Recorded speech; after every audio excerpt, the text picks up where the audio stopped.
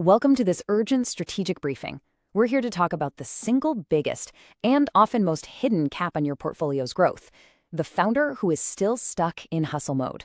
So let's kick things off with a critical question, one every investor really needs to ask themselves. Could that brilliant founder, the one who drove all that early success, now be the very thing holding the company back from true scale? It's a tough question, but a crucial one. And this chart right here really lays out the core risk. On the left, you've got a business where everything, and I mean everything, is capped by the founder's personal time and energy. But on the right, you have an asset that's scalable and actually exit-ready. The bridge between the two is a well-defined system. So, how do you diagnose this hustle dependency in your portfolio? Let's get into the red flags. Because there are clear, observable signs that a founder has become a bottleneck, and honestly, they often don't even realize it. Just look at this checklist. If these symptoms sound familiar for one of your companies, it's not a sign of failure. Actually, it's a sign of success. It means the business has outgrown its informal beginnings, and it's time for a strategic intervention. I love how the source material puts this. When a founder is trapped in the hustle, they don't really own a scalable business asset. What they own is a high-stress, high-maintenance job. And that's a very different kind of investment, isn't it? Okay, so fixing this, it isn't about buying fancy software or just hiring more people. It all starts with a fundamental, and often difficult, shift in the founder's own mindset, from being the founder to becoming the architect. This, right here, is the essential mindset shift you need to coach. The founder has to evolve from being the primary doer, the best salesperson, the best coder, to becoming the primary architect of the business machine itself. All right, now for the actionable part, the playbook. You can frame this for your founders as an operating system upgrade, a clear process to help them build that machine that runs the business.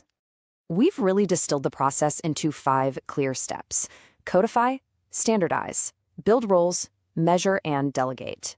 Think of this as the roadmap that takes a company from chaos to clarity and from dependency to durability. Step 1 isn't about reinventing the wheel. It's literally just about observation and documentation.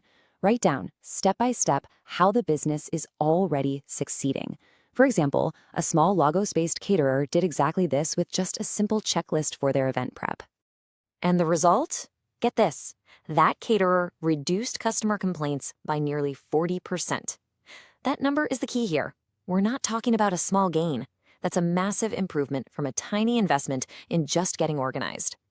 Now, step 2 comes with a critical warning, especially for tech founders who love tools. Technology cannot fix a broken process. It just can't. You have to standardize how the work gets done first. Then, and only then, should you use tech to automate it.